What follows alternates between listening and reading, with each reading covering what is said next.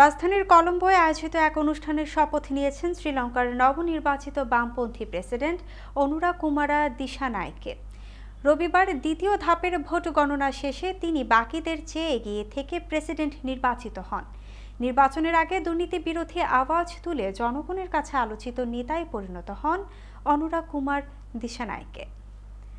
Sri Lanka president নির্বাচনের vote গণনায় প্রথম ধাপে কোনো প্রার্থী 50% বেশি ভোট পাননি। এ কারণে এই প্রথমবারের মতো দেশটিতে দ্বিতীয় ধাপে করায় নির্বাচনের ভোট গণনা। প্রথম ধাপের ভোট গণনায় এগিয়েছিলেন বামজোট পিপলস লিবারেশন ফ্রন্টের নেতা অনুরাকুমার দিশানায়কে। বামপন্থী এই নেতা 42.31% ভোট পান। তালিকায় দ্বিতীয় ছিলেন সাজিদ প্রেমাদাসা। রনিল বিক্রম সিংহে পেয়েছেন 17% ভোট। এ তালিকায় তিনি তৃতীয়। গত শনিবার শ্রীলঙ্কার 22টি আসনের 13,400 ভোট কেন্দ্রে প্রেসিডেন্ট নির্বাচনের ভোট হয়। গণ অভ্যুত্থানে গোতাবায়া রাজাপাকসের সরকারের পতনের পরেই প্রথম প্রেসিডেন্ট নির্বাচন হলো শ্রীলঙ্কায়।